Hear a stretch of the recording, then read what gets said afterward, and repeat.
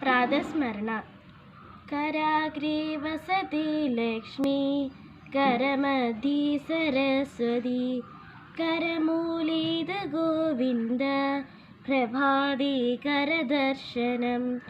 समुद्रवसने देवी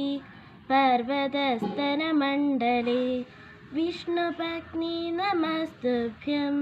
पादस्पर्शं क्षमस्व मे ब्रह्मा मुरारी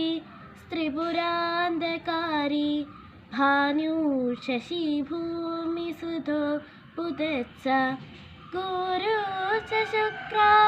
शनिराहुकेतवः कुर्वन्तु सर्वे मम सुप्रभातम् सनत्कुमार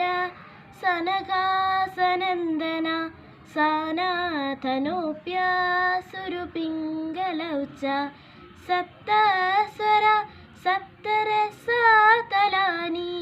कुर्वन्तु सर्वे मम सुप्रभातम् सप्तार्णवा सप्तकुलाचला च सप्तर्षयो द्विपवनानि सप्त भूराधिकृत्वा भुवनानि सप्त कुर्वन्तु सर्वे मम सुप्रभातम् पृथ्वी सकन्द सरसास्तदाप स्पर्शी च वायुर्ज्वलनं च तेज नभस्तशब्दं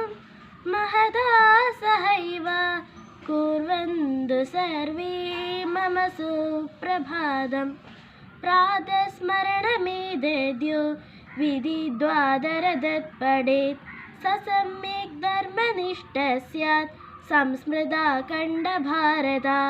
भारत माता की जय।